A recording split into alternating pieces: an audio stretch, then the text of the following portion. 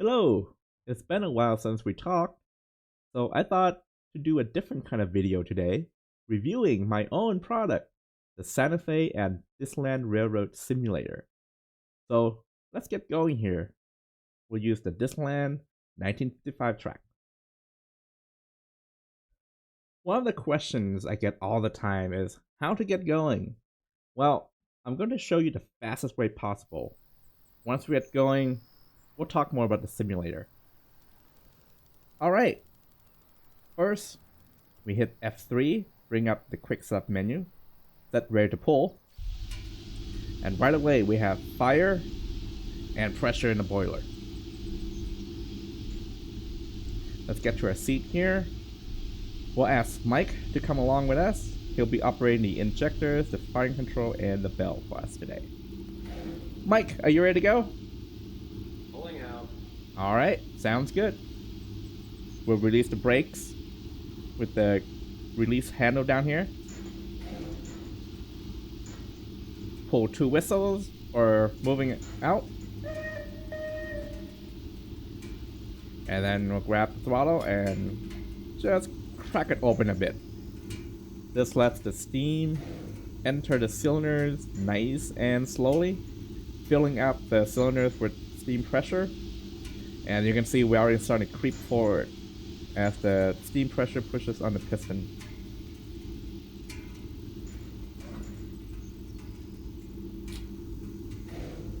Once the train starts to creep forward, we can open up the throttle a bit more to add more pressure.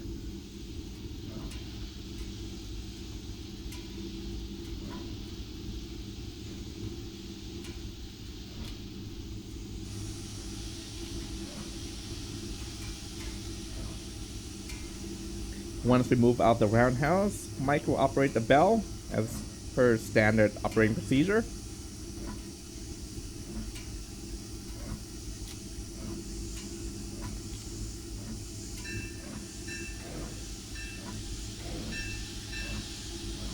At this point, we can also shut off the cylinder drains with this lever down here.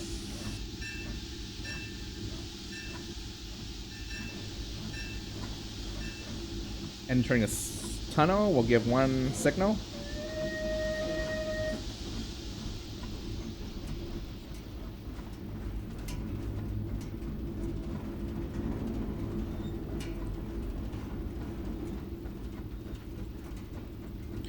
We're just gonna let the engine coast up to the track speed here so we can let Mike know that you can turn on the firing control.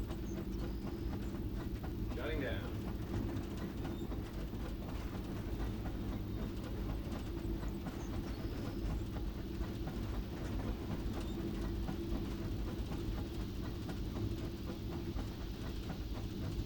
At this point, the engine is going to peak up at about 10 to 12 feet per second.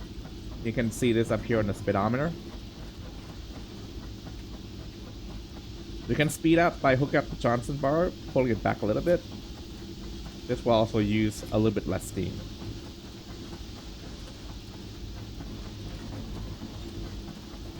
Come up here, we have a crossing, so we're going to give the standard crossing signal, which is 2 long, a short, and a long.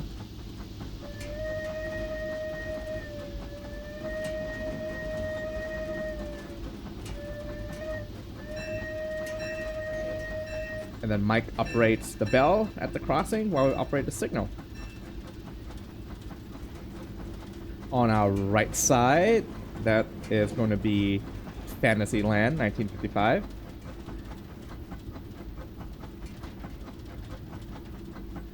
Most of Disneyland was still open space at this point.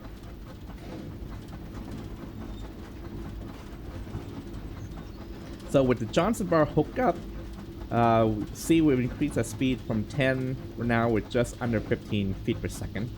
And that's good enough for track speed here at Disneyland.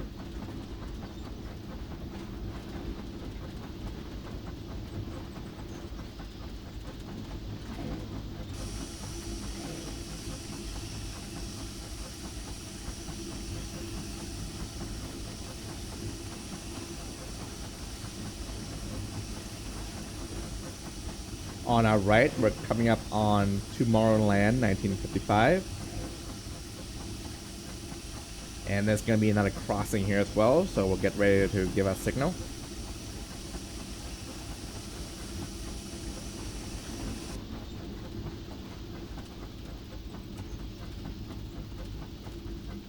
Here comes the auto pier track or road.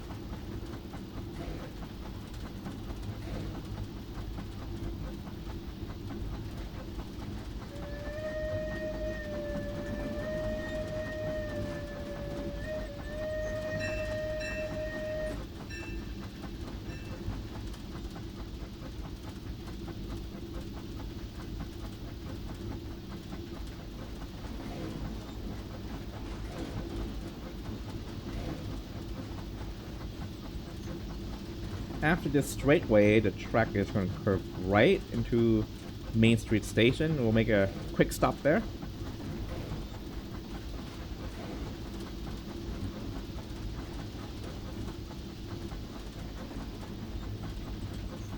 So we're going to get ready to stop by slowing the train down. First, I'll push the Johnson bar all the way forward. You're going to see the speed on the speedometer start to fall back, and you can hear that as well. Let Mike know that we're going to stop at the next station. Ready.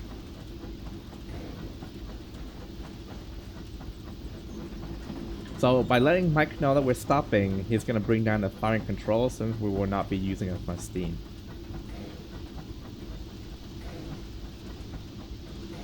Give a quick signal that we're coming to the station.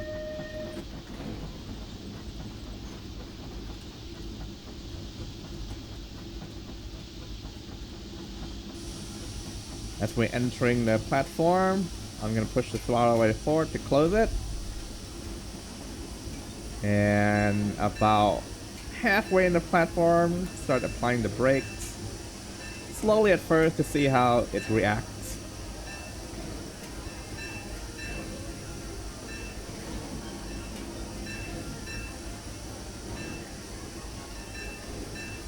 And we'll adjust the brakes as necessary. A bit more right here.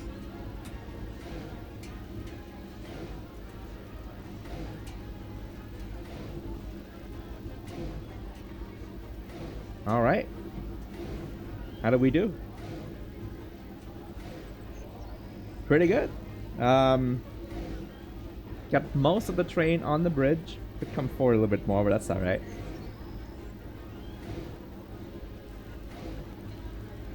So, what is this simulator? Well, it's aimed to bring the feelings of what it's really like to operate a steam engine. It lets you be the fireman or the engineer using the same controls that in the real engine, using the same procedures that the real crew uses. The simulator was released 5, almost 6 years ago and was made using real data and crew feedback on what it's like to run these engines.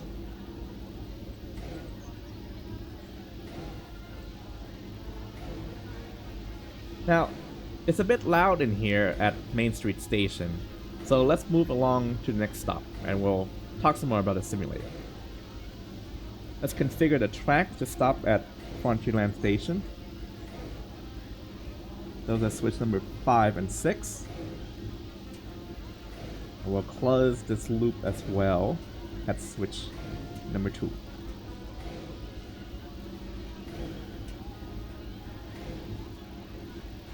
Alright, Mike, are you ready to go?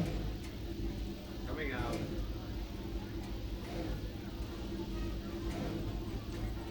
As usual, release the brakes. Verify 0. And give the signal.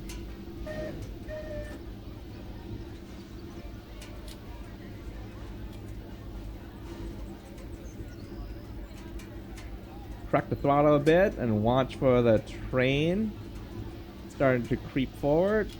That's your signal to open up the throttle a bit more.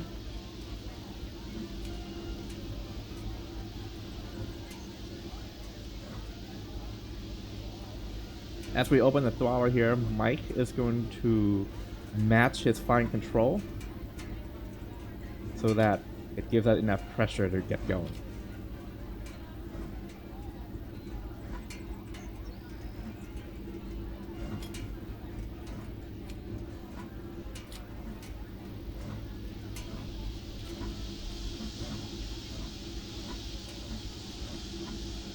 Now, in 1955, between Main Street Station and Frontierland Station is not very far, so we will not be hooking up to Johnson Bar. But we do have another crossing coming up here, so get ready for that. Okay, Mike, we're drifting at track speed now. Ready.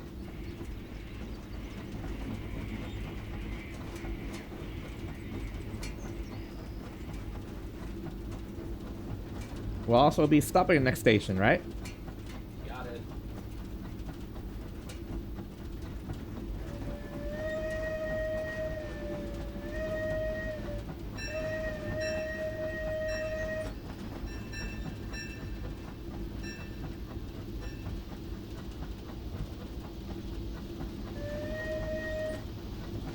Alright, coming up on the station, close the throttle. Mike operates the bell as we coast through the station here.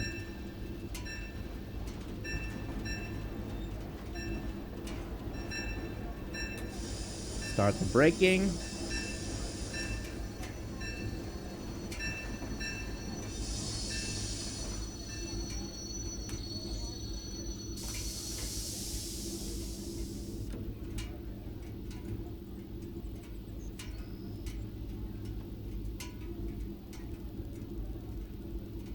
Good enough for now. Alright, Mike. Just maintain the pressure for now. Will do. So, what's supposed to make this simulator so realistic? Well, let's take a look at the firing controller, for example. Which is over here on the fireman's side. Hey Mike, why don't you go take a break? We'll operate the firing from here. So, the firing control consists of the fuel lever, the atomizer steam, and the blower. You can adjust the fuel valve like this, but too much fuel will actually cause smoke to come out and decrease the quality of the fire, cooling down the boiler and waste more fuel from the tender. You can also see the smoke from the stack outside. You as the fireman have to recognize these visual signs, maybe by adding more atomizer steam, which gets rid of the smoke once the mixture is correct,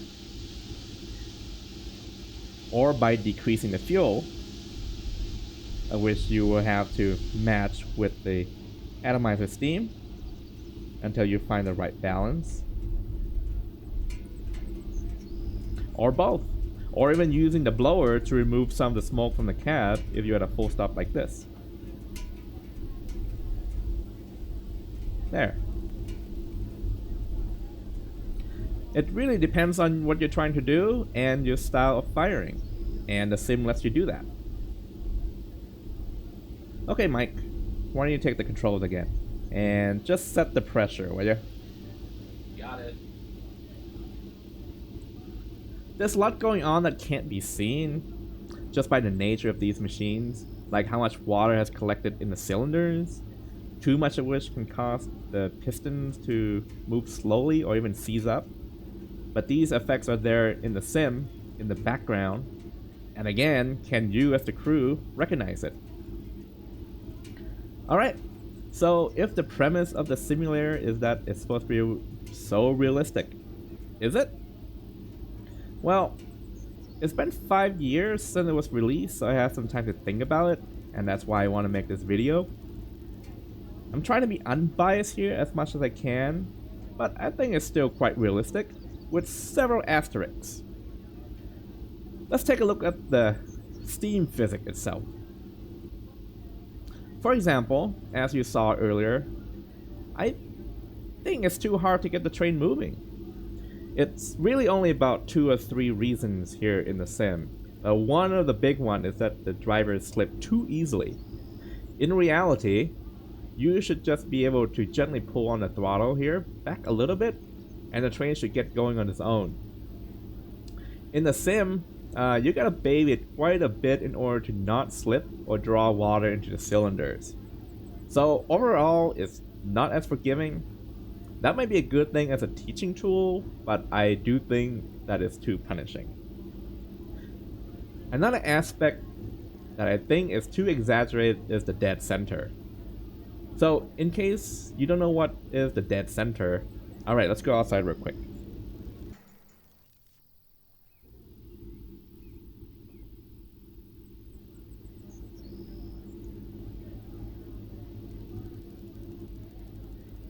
So, the dead center happens when the cranks on the drivers and the valve slide in the steam chest are in the position such that even when the steam enters the cylinder, it can't push on the piston. We'll see a little bit better if I change the time here so that we're not in the shadow. I like that, I guess. There you go. Now, there's a lot of reasons for this, but the effect is that you're in the cab, you're ready to go, so you pull on the throttle just a little bit, and the train's not moving. And then you open a little bit more throttle, the train's still not moving. Until you open the throttle all the way, and it's not moving. All the while you look confused, and the passengers in the back are going, why aren't we going anywhere? It's not a bug in the sim, it's a feature! To get out the dead center, you just move the engine backward a bit, just enough to get the valve and the cranks to get out of that dead center position, and you're ready to go. The problem in the sim is that the zone in which dead center engages, I think, is too big. So the effect is that you're in dead center too often, and you have to move the engine backward quite a bit in order to get out of the dead center. This is something that I would go back and look at the physics of it again. So yeah, overall, the sim and the engine may be a bit too punishing on you. However, I find that if I use the sander every time I start out, the sander right down here, the feeling of pulling a train and starting a train is quite realistic. Once you do get going, I also think physics here is using too much pressure to just get to track speed. This could use some tweak here and there, but the result is also that the boiler pressure is going to fluctuate a lot more as the firing keeps up with the amount of steam being drawn. Other than that, I think it's still quite alright, and I think it does deliver the most realistic feeling of operating a steam engine that's available. Keep in mind that these engines are very analog. You gotta feel it and hear it to know what's going on. And that is, of course, going to be a challenge bringing something like that to the digital platform. So maybe some of the physics and effects are exaggerated, but it's for that reason. Here's an example of that analog feeling. Did you ever notice, if you have the sim, that when you first launch a sim, the Johnson bar here moves really slowly when you drag on it, but as you run the train in 5 or 10, 15 minutes or so, it moves very fast with the mouse drag. That's a feature. And it's because when you first start out, the lubrication is cold and is sticky. The type of lubrication used on these engines need to be heated up to work well. And as you're running the train, the heat from the boiler and friction warms it up, and the Johnson bar moves much easier. You wouldn't notice this if you didn't pay attention, but the physics is there in the background. Is it necessary? Probably not. but it's part of the feeling of being in the cat. That's my take on the physics here, and the realism of the Steam. What do you think?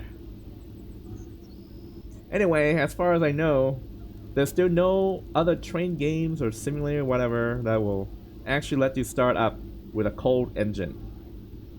And you can hook up the engine to an air compressor, fire it up on air, and do a switch over to steam.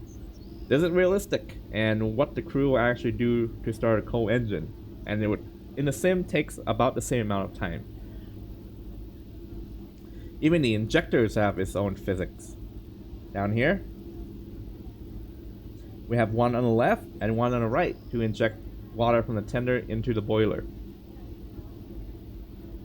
So, the injector rate varies with the steam pressure here. And using the injectors too much will actually overheat it, since it uses steam. And once it's overheated, it will not inject any more water. You'll just have to let it cool down on its own and use the other injector. How do you know that the injector is injecting? Well, like the real fireman, you gotta pay attention. First, you can watch the water glass for the water rise, but you can also hear the difference when the water is drawn into the boiler. Let's have a listen. Here's the steam valve, so I'll open it up. This will be steam only.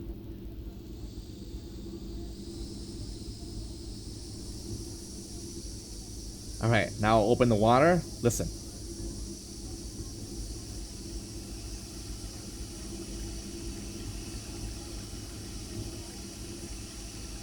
And watch as the water rise.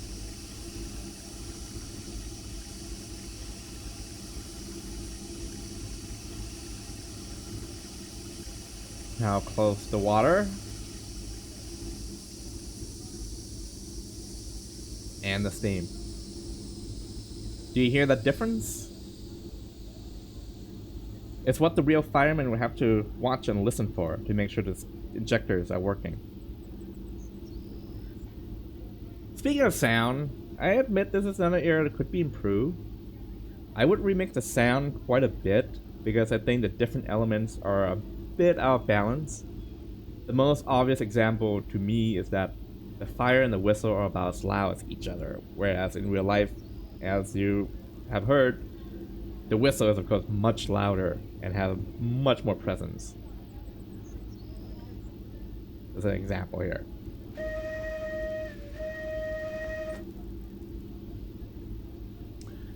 It's not bad, but it could use work, right? Otherwise, the actual sound sample is not too bad.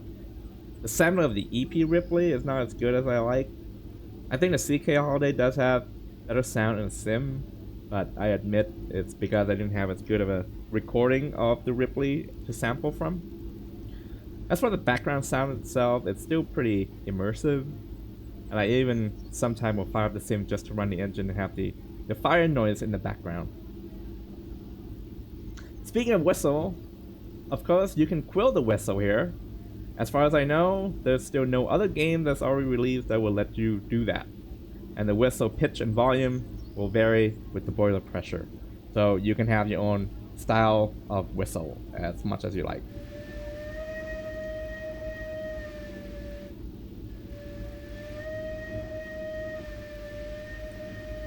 Do you hear a little bit of white noise at the start right here?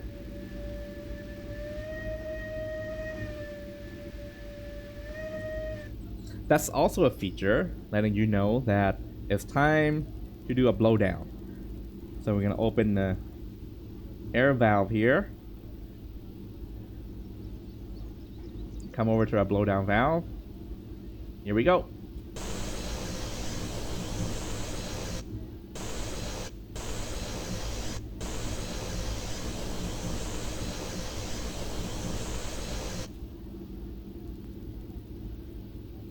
Oops, now I have not to listen.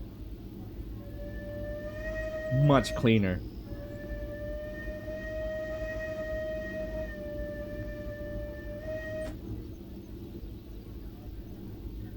Now, how about the graphics? Well, first let me answer a very common question that I get. is that the sim runs slowly or poorly on the computer. Well, actually, there's a lot of settings that you can change to customize it to run well, but there's the most impactful and important one, which is hidden in the README file that comes with every installation of the sim, but no one bothers to read those. So, in any case, I'm running it on max quality, and let's have a look. Starting here in the cab, which is the focus of the sim. It's not bad considering that it's 5 or 6 years old. The lighting could be improved, for example, in the corners. Here, it's very dark and it's hard to see the cylinder drain lever, for example. The important aspect of the engine, the boiler gauge, I think it looks quite good. Maybe a bit too dark overall on the inside here. The other important aspect of the engine is, of course, the fire. And the fire, it changes size and color and flicker at the right time, like when the compressor is running or when the pistons are moving. So it looks like a dynamic fire and has a life on its own. Now, even when it flickers, do you know why it flickers? Because whenever the steam is exhausted through the stack out front, well, it draws a draft through the peephole here, which affects the fire quality. So whenever you see it flicker, it's actually affecting the fire temperature and the boiler pressure too, even if it's only for an instant. Alright, I think that's enough of the inside the cab. Let's step outside and walk around.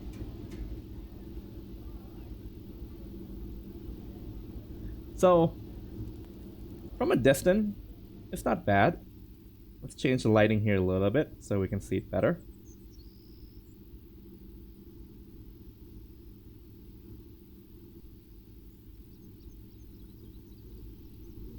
It looks fine from a distance, but it doesn't really stand the scrutiny when you walk right up to it. There's not a lot of details here between the frames, under the running board. But with these things, it's always a balance of how much detail you can put in, how much performance you want to get out of it. A lot of details that can't be seen from the cab would just be wasted. It's a balance, but I would like to see a bit more details outside of the cab, just so I can walk around and admire the engine and look at all the details that you would see if you were at the park. The texturing and lighting is pretty okay for what it is. It gets worse the further you move away from the cab. The tender is somewhat basic. The car is even more so. But then again, the focus of Sim has always been from within the cab experience. But having a nicer, more detailed models would also be nice, because I'm sure we all just like to look at the trains from time to time. The scenery, cross over here, I have to admit, is the most incomplete part of the sim. But again, you're not supposed to be looking at the scenery that close, but inside the cab. Even then, it would be nice to have scenery that you can just look at and enjoy from outside the cab, even if you're not supposed to be doing a walking tour of Disneyland in 1955. It's a balance. What do you think?